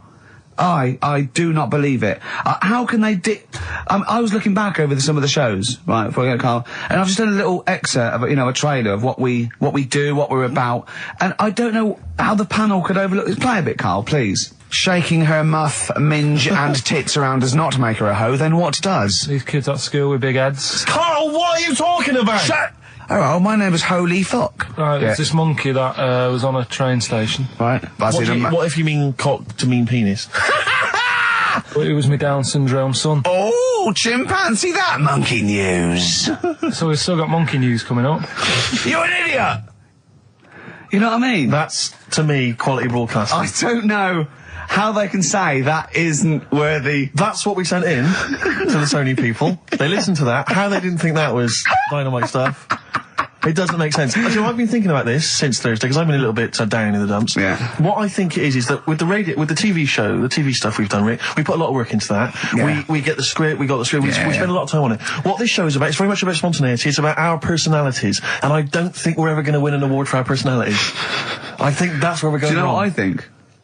I think that when we're together, we're the auteurs of The Office, and, and we're strong on it, and we're just two, we write it, we direct it, we cast it, we even worry about the font and stuff on the, we do everything. There's a weak link in our midst, I think. On the radio show? Yeah. Right, well, I'm just trying to think what the common factor is, because on the award-winning TV show, it's Bliss You and I. Yeah, I don't know. Well, I'll tell you what, can we play a record and let me think about this, because there must be something There's got to be a factor. that isn't in The Office that's in this, that means that The Office is award-winning and this is a pile of shite. It's interesting. I mean, I don't think our number one fan, Dickie Anderson, Richard Anders, was on the panel, although he here has emailed in. He's got a couple of thoughts as to maybe why we... What is Dickers doing, man? Dickers says, commiserations on not winning a Sony. I can't believe you didn't win, naturally. I mean, apart from your show's obvious lack of quality and effort, having a monkey for a producer, offering the biggest load of tat as competition prizes, saying hairy Chinese kid 48 times every show, Rockbusters, not bothering to turn up for weeks on end, only having 3 listeners, introducing the comedy characters Camp David, Harry Fook, which I think he spelt wrong there, Stephen Merchant. I'm not a character. Apart from insulting every race, religion and sexual orientation, bickering like schoolgirls... We haven't done everyone yet. We have not insulted everyone yet. There's loads to go. Despite the fact you generally bring misery into the lives of anyone who listens, I thought you were surefire winners. Better luck next year. Well, I mean, a couple of constructive, criticisms there, but generally, I still can't nail it. was he on the panel? Well, I don't think so. Well, he's a fan, so... Yeah. Well, no, he's clearly a fan. I mean, Yeah. he obviously loves the show. He has hit the nail on the head. Oh. Which... Yeah. But, what should we do? Should we give up or should we try harder? That's always my dilemma in life. Sure, yeah. I mean, I've always gone for the first one. Give up. Yeah, why bother? Yeah. If they can't see, just give us the award. Yeah. And then worry about it later and we won't let them down. Yeah. Now they've got blood on their hands. We're gonna... Yeah. What should we do? Give a couple of months notice? I think so. Okay, well, there you go. I mean, seriously, I think... I think I'm being serious. I'm not being wacky now. We haven't told Andrew, but... I think we've won our course with this show. Yeah. So let's... Okay, we'll give it a month, and it's because the Sonys didn't give us anything. Play a record. Yeah. There you go. You got to do a bit longer than that. No, we haven't. Got to give a month's notice. No, you got to work till about September if you're gonna. No, we haven't. No, we give a month's notice. We're, whatever they give the money back, something. Well, you give your money back. Yeah, I know. What are you going to spend your 80 quid on? True. A quick query for you. This is from Jay. He's got a problem here. He says, my parents won't let me ditch my studies. He's currently reading modern languages at London University. Sure. He wants to follow his dream, but his parents won't let him, of being a dancer. Carl. Worse than that, he says that they're trying to arrange a marriage to a bunch of minging daughters of people they know from good families.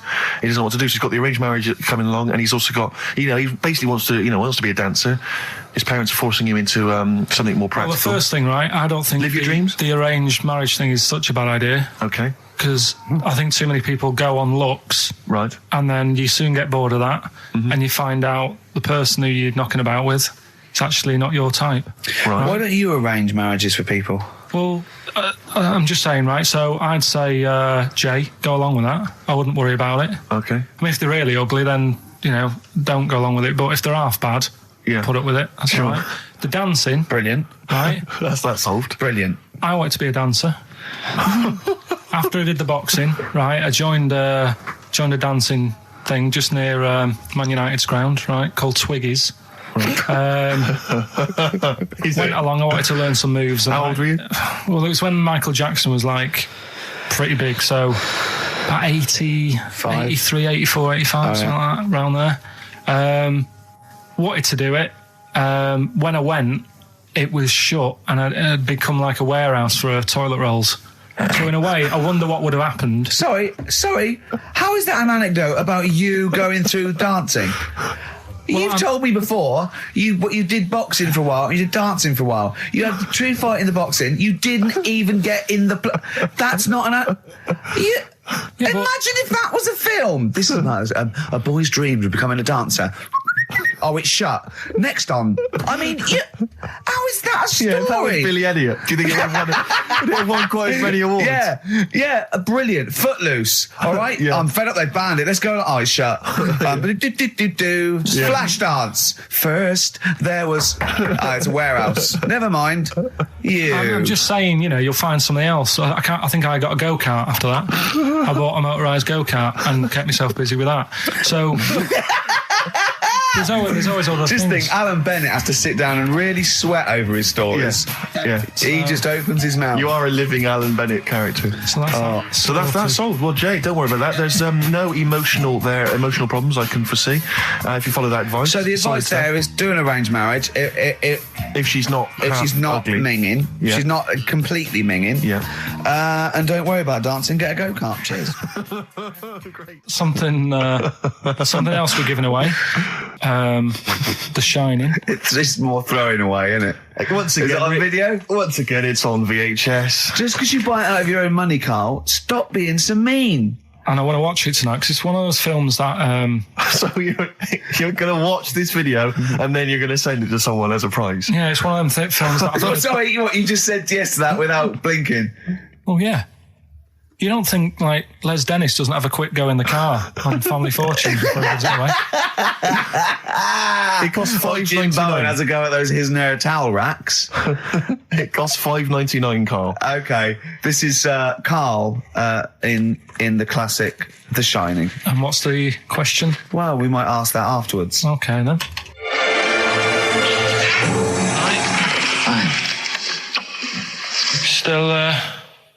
Still trying to write the book then? Yeah? Yes. Good. Funny, someone told me the other day, weird thing about a typewriter, the top row of letters, the longest word you can write is typewriter. I'll just show you. That's weird, isn't it? It's just the typewriter being... You're not in the mood, are you? You're in one of those grouchy moods again, like you get into when you're writing. I'm not being grouchy. I just want to finish my work. Yeah, just being a bit funny, a bit offhand and that. Let me explain something to you. Go on. Whenever you come in here and interrupt me, you're breaking my concentration. You're distracting me. And it will then take me time to get back to where I was. Understand? Yeah, but I just was coming in to try and cheer you up, if you... I mean, I'm full of ideas as well, if you're having a problem coming up with stuff, got loads of ideas you could write about. The other day I read about this airy Chinese kid. What do you want me to do about it? No, it's just that it could make a good book. Do you know what I mean? Sort of following round.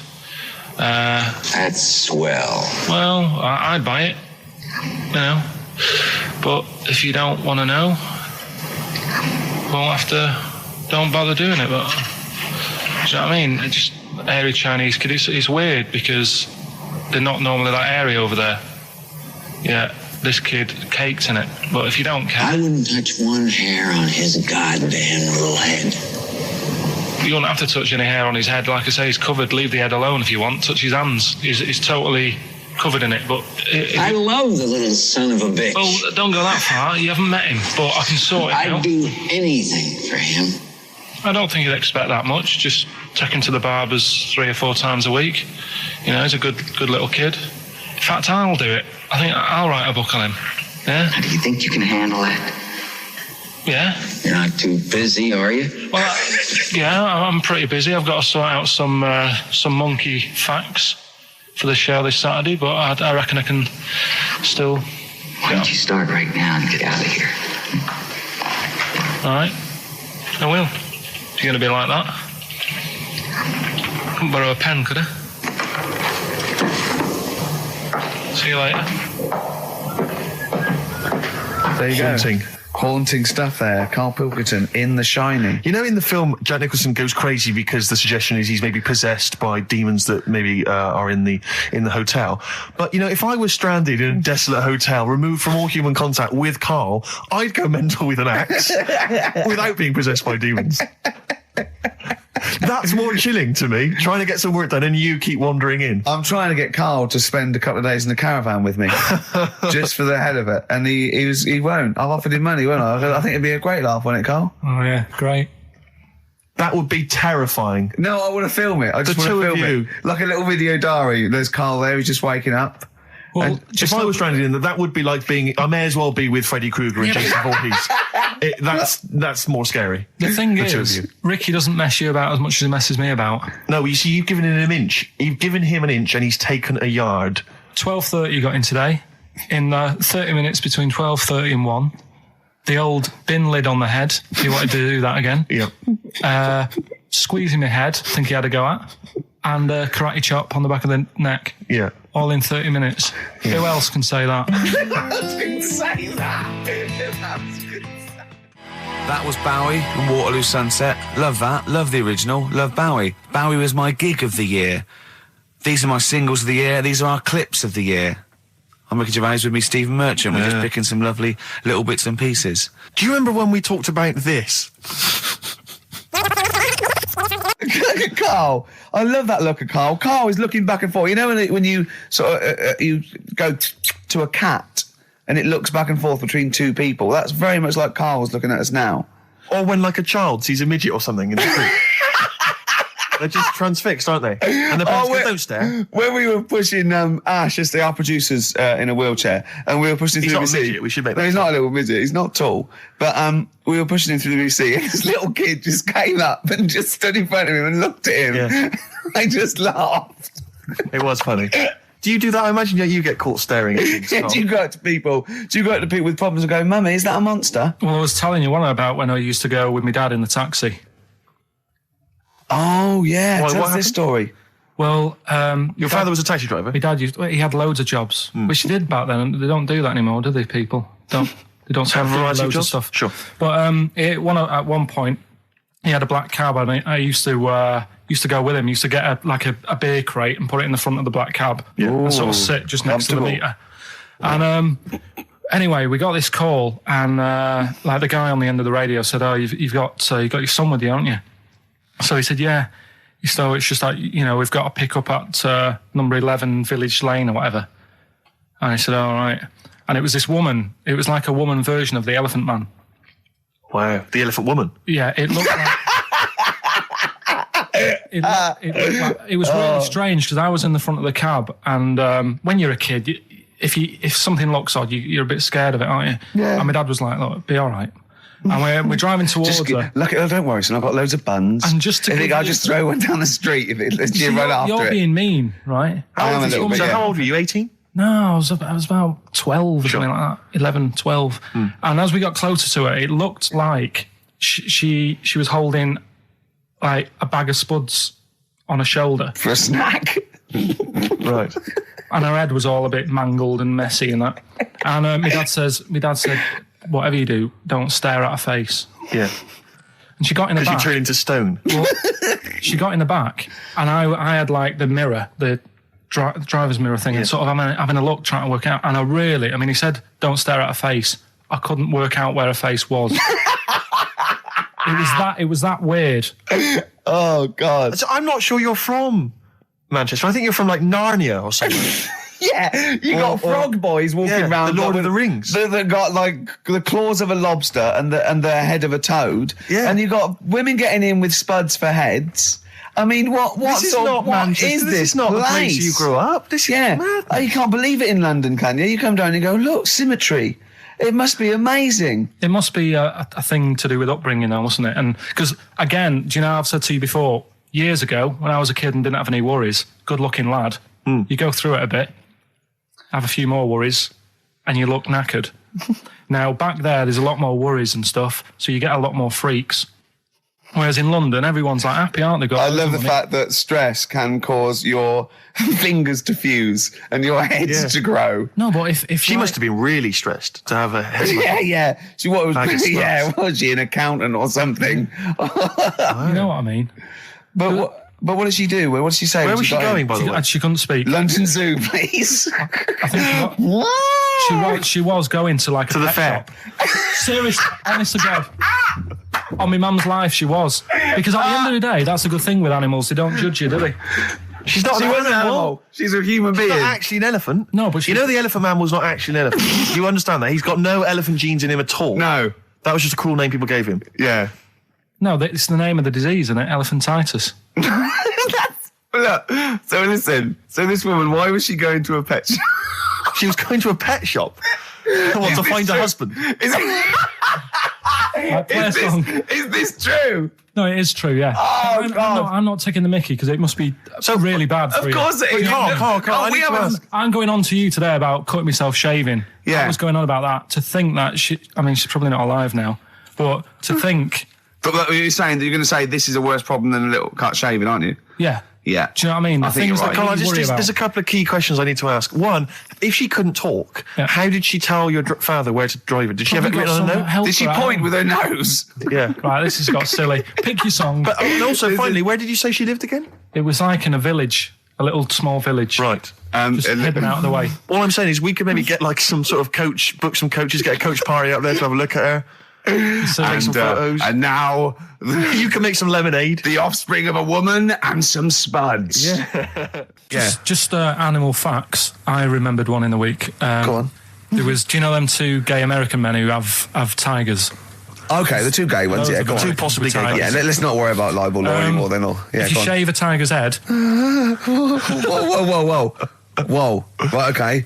You've got to treat that sentence with a lot more reverence than you did. Think what you're saying. If you shave a tiger's head... Not just his head, its whole body. Sorry. Sorry, yeah. So I thought you were getting weird. Go on then. If you shave a tiger, go on. It's still stripy underneath. The skin's... Is it like rock? It goes all the way through. Yeah, that's amazing. Where did you hear that one? I remembered that. Like, was that a drunk just shouting it in the street? I shaved a tiger and it's still stripy. Get out of here. Yeah. Well, you know a polar bear? Polar bear's skin is actually black, and its fur is transparent, not white, and it gives the illusion. So it gets all the radiation possible from the sun, but it's still camouflaged. I didn't understand that, Rick. Sorry, you lost me. If its skin's black, a polar bear's skin is black, and its fur is translucent, and its fur is translucent. So why is it white when we? Well, it's just because the light hits it and the sun reflects on it. Yeah, and it makes it look white. Yeah, so if you look at each individual hair, it's actually translucent. So at night it would be black. Well, everything is. Is it? Yeah. Oh, not bright stuff, Rick. You've embarrassed yourself. Play a record. Carl, more people from your past. Debbie Carr? Yeah, she was another nice one. What does that mean? Is that a euphemism? No, she was one of them that you'd sort of go, she's nice, but she'd never be your girlfriend. Do you know what I mean? She was, not really. Even though she was in the same year, she seemed a lot older. Right. And it wasn't a teacher, was it? There was three of them who all hung together, and they seemed to hang around like the older kids, the ones who looked like men. Do you know what I mean? What did you look like then? Well, it's just that I had youthful sort of looks, whereas like the older ones had like beards and stuff. It's the gang of boys in the fifth form with beards. Were they smoking pipes? Go, come over here, me filly. Oi, Debbie Carr, come over here, you little beauty. No, but she was like, I love that. They were hanging around with beards. There's the big boys. Oh, fishing. That's lovely beards. What do you I mean? just see a whole row of George Bernard Shaws. Brilliant. How do you do in history, boy? Think on E. You're an idiot. Oh. they were like, you know, I'd be there sort of playing punching people in the arm. Cause we used to play that at that's a school. great game. Oh, I love that, punch people in the arm. Is that part of the Olympics now? it's, I think it was exhibition this year. Right. But it's going to be a pro next It's going to be the Winter Olympics because you've got to do it in just a cap sleeve shirt in winter. Yeah. So you're also playing that? She, but whilst I But was she didn't doing appreciate that. She used to go, ow! No, I always think whilst I was doing that, they were like the Charlie's Angels and they'd be sorting out a mission somewhere. Because they were really like, there was something about them that you thought, you know, yeah, they're special. They were private detectives. What do they work for a man they never see? Okay, well, here's a name I'm interested in because, well, let me just tell you the name first. Adam Clifton. Oh. Go on, what are your thoughts on Clifton? He was one of them kids, he was alright, but he had that thing when, if you didn't have enough milk. He had like, wrinkly hands and like white bits in his nails. Oh! Because you didn't have enough milk? Yeah. Yeah. So therefore, you didn't like him because you didn't get enough milk? This is not to be confused with the two people with the big heads and the webbed feet, is it? Webbed hands. Well, this was I interesting. know that they weren't related. They must have been somewhere along the evolutionary sort of trail. Do you know what I mean? They must have come from the same sort of stock. But you wouldn't have liked him. It's just one of them people. He was alright, but... Ash, and sometimes, lovely song.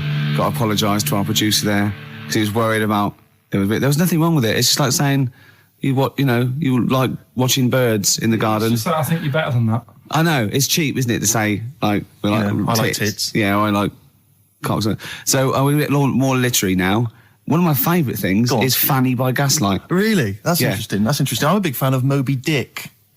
Oh yeah, the book, Moby Dick, yeah, not the medical condition. There's nothing innuendo. No, it's the big horrible thing that used to swallow semen. Yeah. Now, in the winter, Yeah. Steve, Go on. there's nothing I like more than to keep my hands warm in a muff. No, sure. You mean those kind of furry things that sort of classy-looking ladies? Yeah, use posh to have? ladies often put their hands. You know when you have a nice like a party and they're Yeah, all a nice leaving, party, yeah, a and winter party. and you might take the wrong hat or something. There's nothing I like more than to see two posh women with their hands in each other's muffs, Oh, that's always a and fun they're going, "Oh, this must be yours." Yeah, that It's is always funny. Yeah, That's always funny. Yeah. But seriously, no, I'll stop this. You're right. I've got a degree. I think I just remembered that my favourite Beatles song is "Come Together." Yeah. Now we're going to stop this now, Carl, because it's childish. You're right. I've got a philosophy degree, for Christ's sake, and it's about time. Who's your favourite philosopher? Do you mind me asking? Well, I would tell you, except when I have a talk about it, I go into a Cockney accent. Really? So it can be like my favourite philosopher. I like a bit of Kant. Right. Is that Immanuel Kant, Yeah. the philosopher? Yeah. That's strange. Yeah. That's strange. What's his name again? Kant. Oh, yeah. Yeah. That can be weird. Can be strange. Look at Carl's Look at face. his face. Look at his face. Join in, Carl. Undo your trousers. Just We'll let be it like hang out. Stan Let your Boardman cock hang when he out. told the Fokker joke. Yeah. We won't do local radio again for 10 years. 50 Cent in the club on XFM 104.9. We're playing our favourite singles of the year. Yep. And we're looking back over some of our favourite clips of the year. Did you have to have that thing done where they say, what side do you wear your member? What side you dress? They don't say what side you wear your member. That would hardly be a euphemism, would it? So they say what side you dress, sir. It means what side your little poke, your little John Thomas leans, doesn't it, on rest, usually to the left, isn't it? Your little Do left you know, testicles. if I said to you now, what side do you wear? Hang on. Do you know? It would be left. It would be the left. That's what I mean. If standing there, right, with nothing restricting it or holding it in or holding it up, right, it sort of leans. Your one ball is sort of like slightly back and lower, isn't it?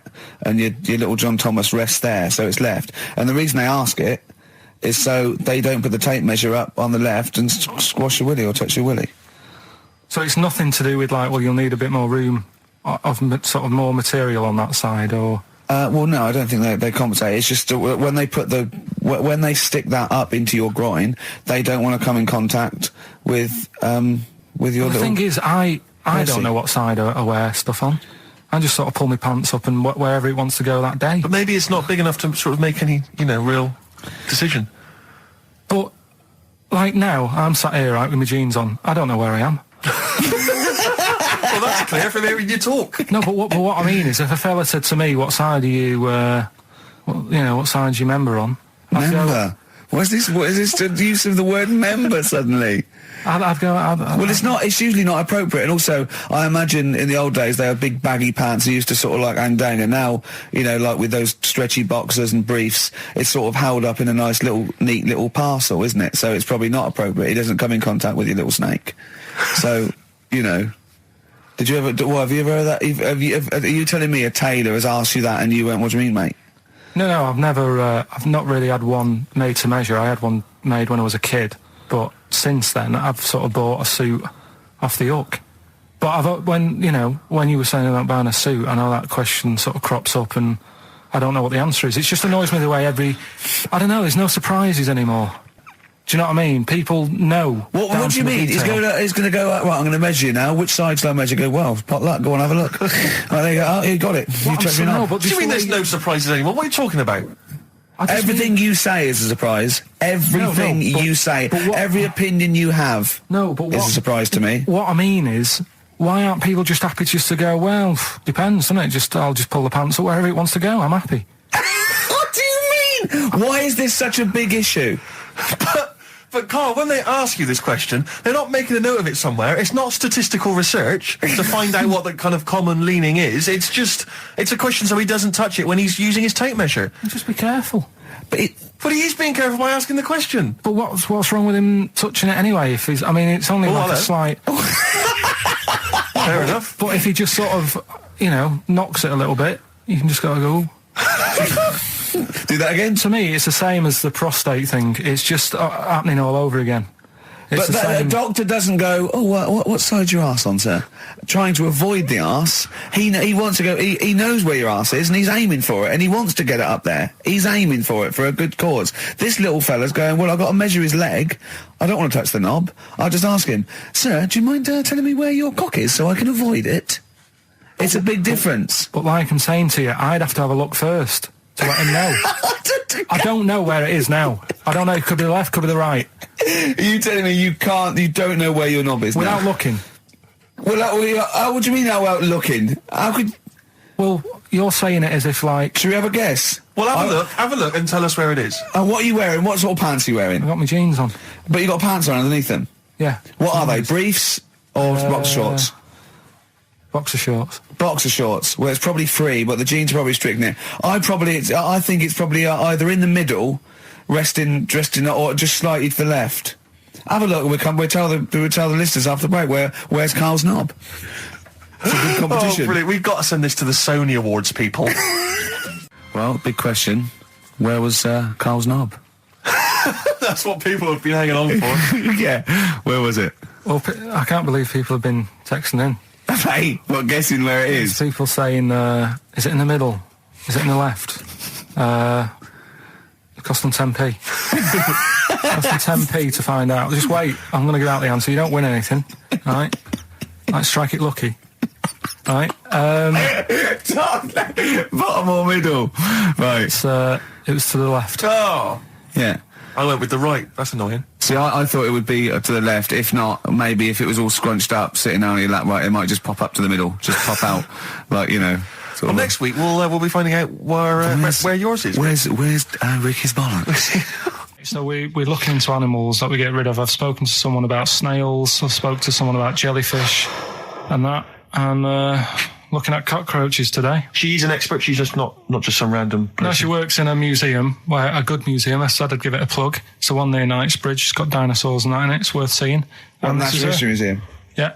So, It's not sure. He's not sure. This is what happened.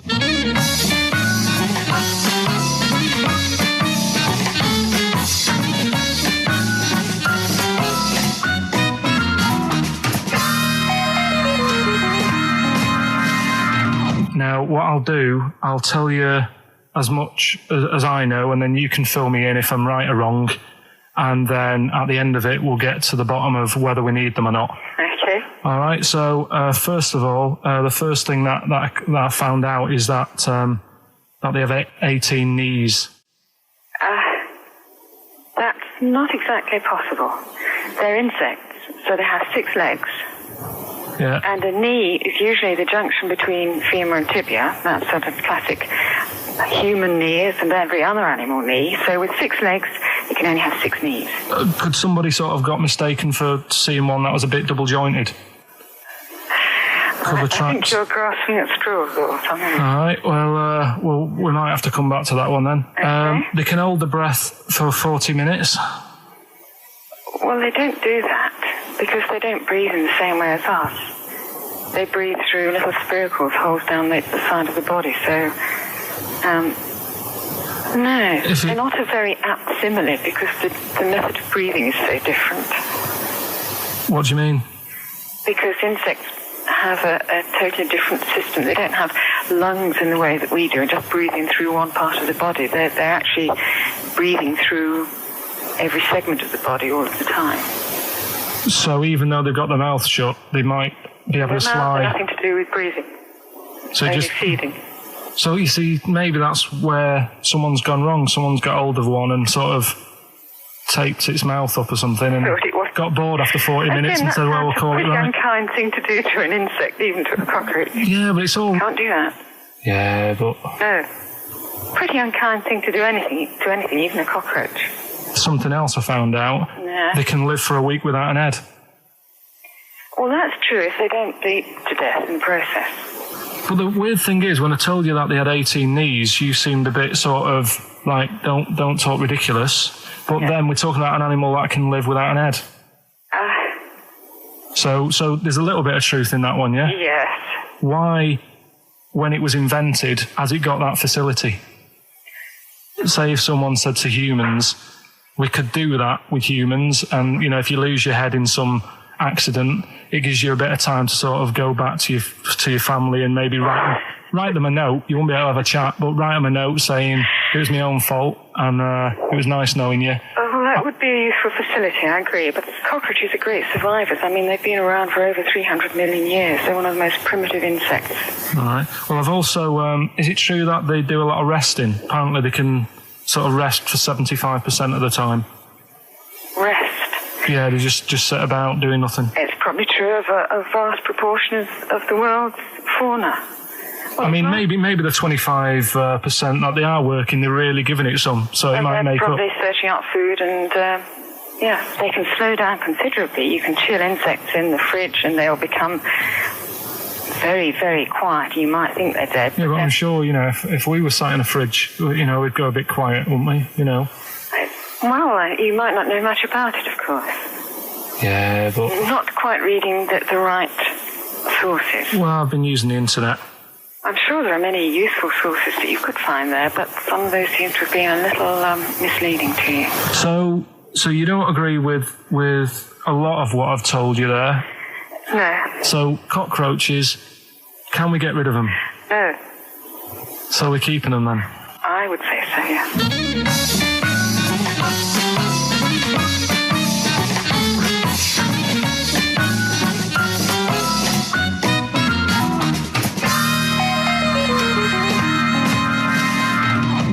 I think we should get her on more often because she sounds like she'd be a bit of an ally, really. Because she knew immediately that you were talking nonsense. She even said, I think you should be more concerned about your sources, which I've been trying to tell you for a year, right? The fact, I mean 18 knees, where did you get that from? It was on the internet. They can hold their breath for 40 minutes. I mean, I don't know what you read and take on. Mad world, don't it?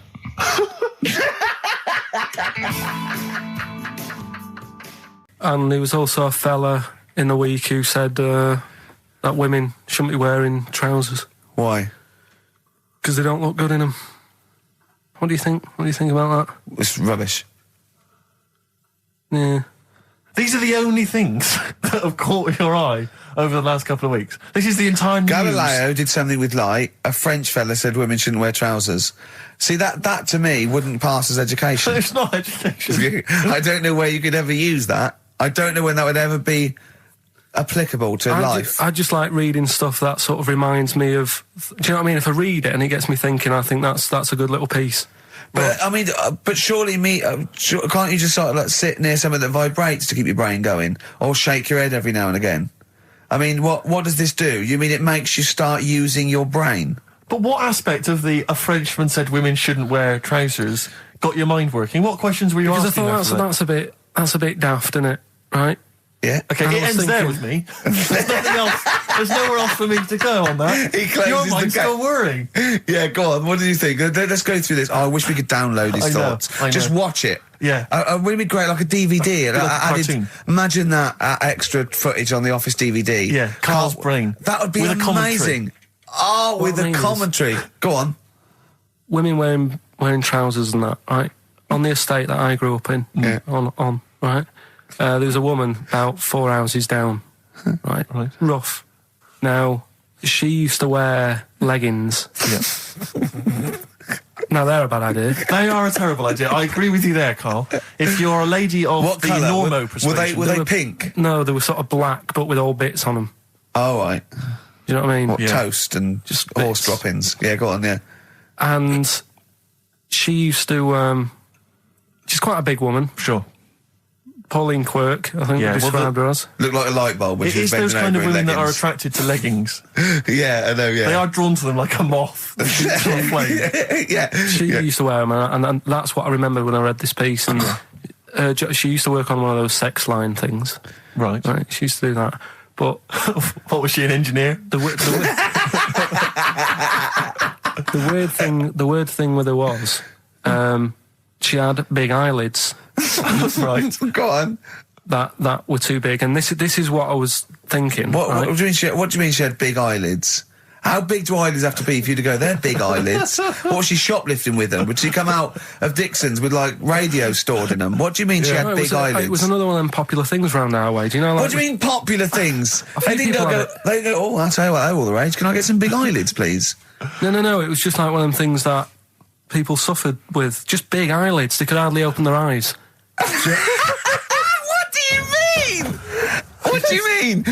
That's one of them popular things around where I grew up. People had big eyelids. They could hardly open their eyes. What does that mean? What sort of freak town were you born in? You had webbed feet people with big heads. You got women with big eyelids. What does big eyelids mean? Are you confusing her with the horse? Yeah. Did she have hooves? Look, what? Anyway, so there's this big eyelidded woman with the leggings. And that's what I'm saying to you, though. That's... When I read that story with people with trousers, I went from that to a woman who used to have big eyelids. I still know the point. But then, and also the other bloke who had the eyelid problem was a mate of mine. Right. His dad had it, and same problem, massive eyelids. I don't know what that means. I don't know what that means. I used to say to my mum, I'm going round to Dave's house, or and Drew say, Pete, as you call him. That's all right, but make sure his dad doesn't take you out in the car, because he could hardly see. He had to have his head. He had to tilt his head back to keep his eyelids open. Sure. Did he have a couple of matches with him at all times? What a load of gobbledygook. This began as educating Ricky. I know, so it's like he was people with eyelids. But it's like you're supposed to make that leap as well. Yeah. If I mentioned the trousers, Ricky will probably be thinking about people with big eyelids and women wearing leggings. Play a record, Carl.